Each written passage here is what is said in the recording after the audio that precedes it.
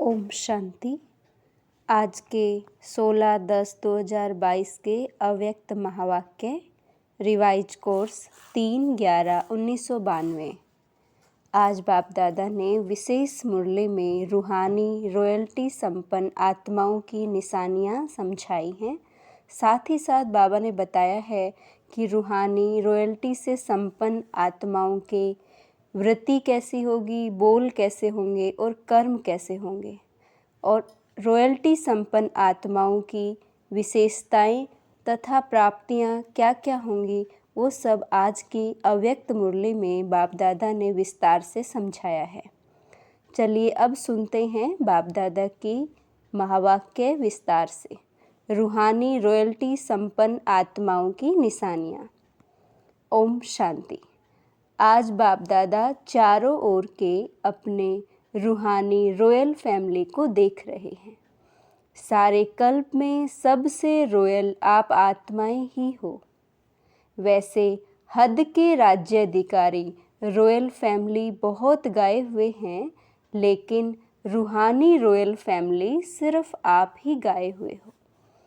आप royal family की आत्माएं आदि काल में भी और अनादि काल में भी और वर्तमान संगम युग में भी रूहानी रॉयल्टी वाली हो। अनादिकाल स्वीट होम में भी आप विशेष आत्माओं की रूहानियत की झलक चमक सर्व आत्माओं से श्रेष्ठ है। आत्माएं सभी चमकती हुई ज्योति स्वरूप है, फिर भी आपकी रूहानी रॉयल्टी की चमक अलौकिक है। जैसे साकारी दुनिया में आकाश बीच सितारे सब चमकते हुए दिखाई देते हैं, लेकिन कोई विशेष चमकने वाले सितारे स्वतः ही अपनी तरफ आकर्षित करते हैं। लाइट होते हुए भी उन्हों की लाइट विशेष चमकती हुई दिखाई देती है। ऐसे अनादिकाल परम धाम में भी आप रूहानी सितारों की चमक अर्थात रूहानी रॉयल्टी की झलक विशेष अनुभव होती है। इसी प्रकार आदिकाल सतयुग अर्थात स्वर्ग में आप आत्माएं विश्व राजन की रॉयल फैमिली के अधिकारी बनते हो। हर एक राजा की रॉयल फैमिली होती है, लेकिन आप आत्माओं की रॉयल फैमिली की रॉयल्टी व देव आत्माओं की रॉयल्टी सारे कल्प में और किसी रॉयल फैमिली की हो नहीं सकती। इतनी श्रेष्ठ रॉयल्टी चैतन्य स्वरूप में प्राप्त की है, जो आपके जड़ चित्रों की भी कितनी रॉयल्टी से पूजा होती है। सारे कल्प के अंदर रॉयल्टी की विधि प्रमाण और कोई भी धर्म पिता, धर्म आत्मा या महान आत्मा की ऐसे पूजा नहीं होती। तो सोचो, जब जड़ चित्रों में भी रॉयल्टी की पूजा है, तो चैतन्य में कितने रॉयल फैमिली के बनते हो। तो इतने रॉयल हो, बाबा पूछ रहे हमसे कि इतने रॉयल हो व बन रहे हो। अभी संगम पर भी रूहानी रॉयल्टी अर्थात फरिश्ते स्वरूप बनते हो। संगम की विशेषता फरिश्ता स्वरूप बनना। रूहानी बाप की रूहानी रॉयल फैमिली बनते हो। तो अनादिकाल, आदिकाल और संगम युगी काल, तीनों कालों में नंबर 1 रॉयल बनते हो। ये नशा रहता है कि हम तीनों कालों में भी रूहानी रॉयल्टी वाली आत्माएं हैं। तो बाबा ने इसमें हम सबको समझाया है कि हम आत्माओं की परम धाम में भी विशेष रॉयल्टी रहती है, यानी विशेष चमक रहती है। साथ ही साथ हम सतयुग में भी विशेष रॉयल फैमिली में हमारा जन्म होता है और विशेष रॉयल्टी वाले गुण हमारे अंदर रहते हैं। संगम युग पर भी हम बाप दादा की रॉयल फैमिली में विशेष जन्म हमारा है। तो ये तीनों रॉयल्टी का हमें कितना नशा है, ये हमें चेक करना है। फिर बाबा ने बताया इस रूहानी रॉयल्टी का फाउंडेशन क्या है, कैसे ये जीवन में आ सकती है। तो बाबा ने कहा संपूर्ण प्योरिटी। संपूर्ण प्योरिटी ही रॉयल्टी है। तो अपने से पूछो कि रूहानी रॉयल्टी की झलक आपके रूप से सबको अनुभव होती है। रूहानी रॉयल्टी की झलक फलक हर चरित्र से अनुभव होती है।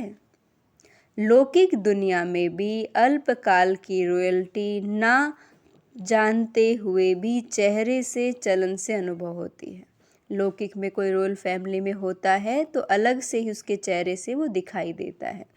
तो रूहानी रॉयल्टी गुप्त नहीं रह सकती। ऐसे बाबा कहते हैं अगर आपके जीवन में गुणों की पवित्रता की रॉयल्टी है तो वो सबको दिखाई देगी, वो गुप्त नहीं रह सकती, वो भी दिखाई देती है। तो हर एक नॉलेज के दर्पण में अपने को देखो कि मेरे चेहरे पर चलन में रॉयल्टी दिखाई देती है, वह साधारण चेहरा साधारण चलन दिखाई देती है। जैसे बाबा ने एग्जाम्पल दिया, जैसे सच्चा हीरा अपनी चमक से कहाँ भी छिप नहीं सकता, ऐसे रूहानी चमक वाले रूहानी रॉयल्टी वाले छिप नहीं सकते।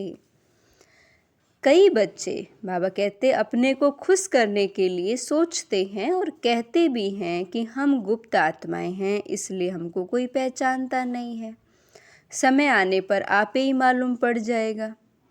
गुप्त पुरुषार्थ बहुत अच्छी बात है, बाबा ने कहा गुप्त पुरुषार्थ अच्छी बात है, लेकिन गुप्त पुरुषार्थी की झलक और फलक व रूहानी रॉयल्टी की चमक औरों को अनुभव जरूर कराएगी। बाबा कहते वो गुप्त नहीं रह सकती। आपका आंतरिक पुरुषार्थ गुप्त हो सकता है, लेकिन वो आपके जीवन से, आपके चेहरे और चलन से वो दिखाई देगा।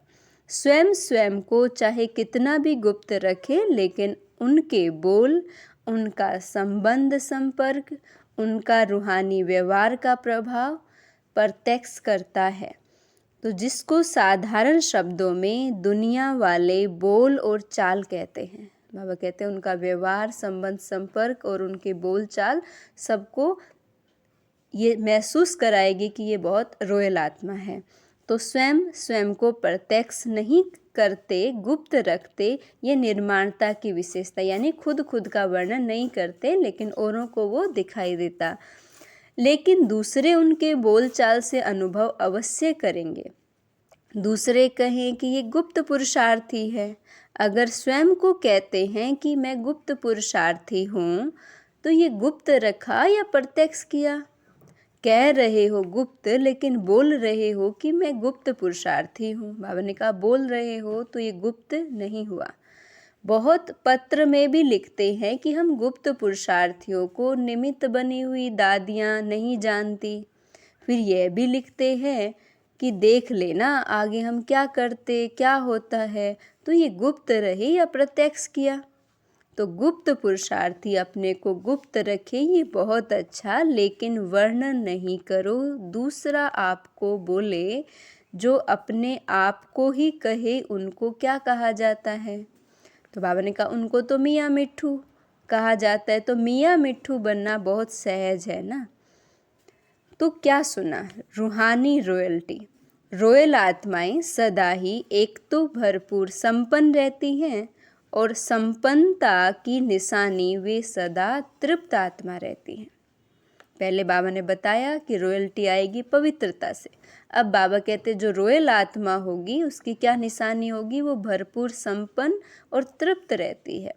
तृप्त आत्मा हर परिस्थिति में हर आत्माओं के संबंध संपर्क में आते हुए, जानते हुए संतुष्ट रहती है। किसी भी आत्मा के संपर्क में आए, लेकिन वो सदा संतुष्ट रहेगी, चाहे कोई कितना भी असंतुष्ट करने की परिस्थितियाँ उनके आगे लाएं, लेकिन संपन्न तृप्त आत्मा असंतुष्ट करने वालों को भी संतुष्टता का गुण सहयोग के रूप में देगी। यानी कोई भी आत्मा उनके सामने कैसी भी परिस्थितियाँ क्रिएट करे, लेकिन वो सदा संतुष्ट रहेंगी और ये गुण सबको अनुभव होगा। ऐसी आत्मा के प्रति रहमदिल बन शुभ भावना और शुभ कामना द्वारा उनको भी परिवर्तन करने का प्रयत्न करेगी। रूहानी रॉयल्टी वाली आत्मा सबके प्रति रहमदिल बन शुभ भावना और शुभ कामना रख के उनको परिवर्तन करेगी। रूहानी रॉयल आत्माओं का यही श्रेष्ठ कर्म है। जैसे स्थूल रॉयल आत्माएं कभी भी छोटी छोटी बातों में, छोटी छोटी चीज़ों में अपनी बुद्धि व समय नहीं देती, देखते हुए नहीं देखती, सुनते हुए नहीं सुनती। ऐसे रूहानी रोयल आत्मा किसी भी आत्मा की छोटी छोटी बातों में जो रोयल नहीं है उनमें अपनी बुद्धि व समय नहीं देंगी। दुनिया वाले कहते हैं कि रॉयल्टी अर्थात किसी भी हल्की बात में आंख नहीं डूबती।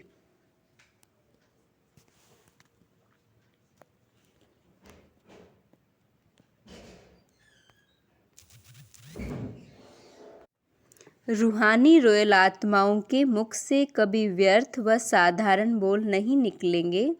हर बोल युक्ति युक्त होगा। युक्ति युक्त का अर्थ है व्यर्थ भाव से परे, अव्यक्त भाव, अव्यक्त भावना। इसको कहा जाता है रॉयल्टी। इस समय की रॉयल्टी भविष्य की रॉयल फैमिली में आने के अधिकारी बनाती है। तो चेक करो, वृत्ति रॉयल है। वृत्ति रॉयल अर्थात, वृत्ति रॉयल का मतलब बाबा समझा रहे हैं, अर्थात सदा शुभ भावना, शुभ कामना की वृत्ति से हर एक आत्मा से व्यवहार में आए, यानी सबके प्रति शुभ भावना और शुभ कामना। रॉयल दृष्टि अर्थात सदा फरिश्ते रूप से औरों को भी फरिश्ता रूप देखें, खुद को भी फरिश्ता अनुभव करें और औरों को भी फरिश्ता देखें। कृति अर्थात कर्म में सदा सुख देना, सुख लेना, इस श्रेष्ठ कर्म के प्रमाण संपर्क में आए। तो ऐसे रॉयल बने हो कि बनना है।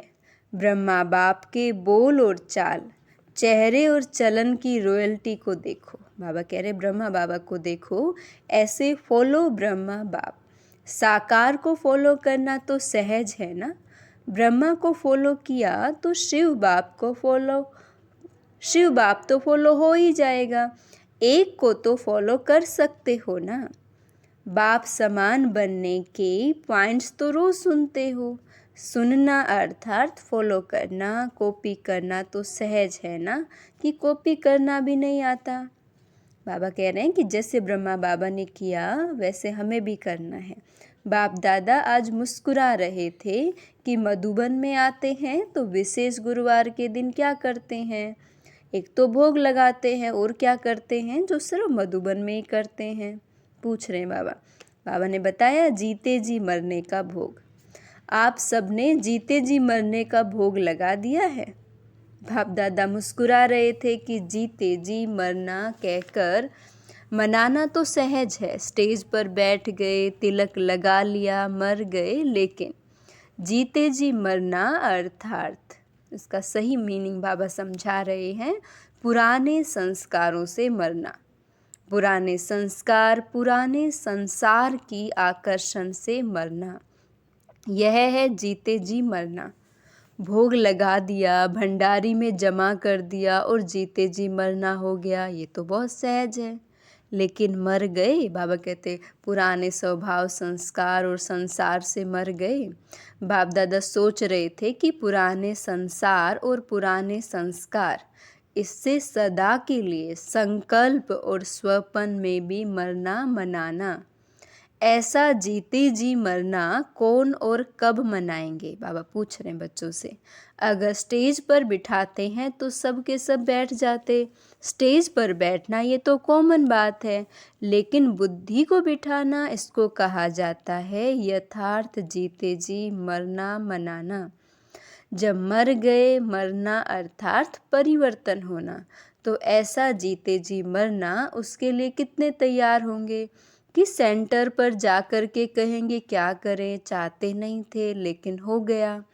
यहाँ तो जीते जी मरना मना के जाते हैं, फिर जब कोई बात सामने आती है तो जिंदा हो जाते, यानी उसके बारे में सोचने लग जाते हैं, क्यों क्या में चले जाते हैं। तो बाबा कहते हैं ऐसे नहीं करना। यादगार में भी दिखाते हैं कि रावण का एक सिर खत्म करते थे तो दूसरा आ जाता था। यहाँ भी एक बात पूरी होती है तो दूसरी पैदा हो जाती है। फिर समझते हैं हमने तो रावण को मार दिया, फिर ये कहाँ से आ गया। लेकिन मूल फाउंडेशन को समाप्त ना करने के कारण एक रूप बदल दूसरे रूप में आ जाते हैं। फाउंडेशन को ख़त्म कर दो तो रूप बदल करके माया वार नहीं करेगी। बाबा कहते माया के मूल फाउंडेशन को ख़त्म करना है, यानी सोल कॉन्शियस होना है, देह अभिमान को त्यागना है, सदा के लिए विदाई ले जाएगी। बाबा कहते माया अगर फाउंडेशन ही ख़त्म कर दिया माया के आने का तो सदा के लिए विदाई ले जाएगी। समझा क्या बनना है? रूहानी रॉयल्टी वाले। सदैव ये चेक करो कि हर कर्म रूहानी रॉयल परिवार के प्रमाण है। जब 99% बोल, कर्म और संकल्प रॉयल्टी के हों तब समझो भविष्य में भी रॉयल फैमिली में आएंगे। ऐसे नहीं सोचना हम तो आ ही जाएंगे, चलो संपन्न नहीं बने हैं तो 1% फ्री देते हैं। बाबा कहते 1% की चलो मार्जिन बाबा देता है, लेकिन 99% रॉयल्टी के संस्कार, बोल और संकल्प नेचुरल होने चाहिए। बार बार युद्ध नहीं करनी पड़े, नेचुरल संस्कार हो जाएं। अच्छा, चारों ओर के रूहानी रॉयल्टी वाली रॉयल आत्माओं को सदा प्योरिटी द्वारा रॉयल्टी अनुभव कराने वाली आत्माओं को, सदा फरिश्ते स्वरूप के संस्कारों को प्रैक्टिकल में लाने वाली आत्माओं को, सदा ब्रह्मा बाप को फॉलो करने वाली आत्माओं को, सदा श्रेष्ठ ब्राह्मण संसार में ब्राह्मण संस्कार अनुभव करने वाली रॉयल परिवार को बाप दादा का याद प्यार और नमस्ते। वरदान है आज बाबा का, सेवा का प्रत्यक्ष फल खाते एवर हेल्दी, वेल्दी और हैप्पी रहने वाले सदा खुशहाल भव। जैसे साकार दुनिया में कहते हैं कि ताज़ा फल खाओ तो तंदुरुस्त रहेंगे, हेल्दी रहने का साधन फल बताते हैं, और आप बच्चे तो हर सेकंड प्रत्यक्ष फल खाने वाले हो। इसलिए यदि आपसे कोई पूछे कि आपका हालचाल क्या है, प्रत्यक्ष फल है कि जो सेवा हम करते हैं उस सेवा से तुरंत हमें खुशी मिलती है। तो बाबा कह रहे अगर कोई आपसे पूछे कि आपका हाल चाल क्या है तो बोलो हाल है खुशहाल और चाल है फरिश्तों की। हम हेल्दी भी हैं, वेल्दी भी हैं तो हैप्पी भी हैं। ब्राह्मण कभी उदास हो नहीं सकते। स्लोगन है, पवित्र आत्मा ही स्वच्छता और सत्यता का दर्पण है। ओम शांति।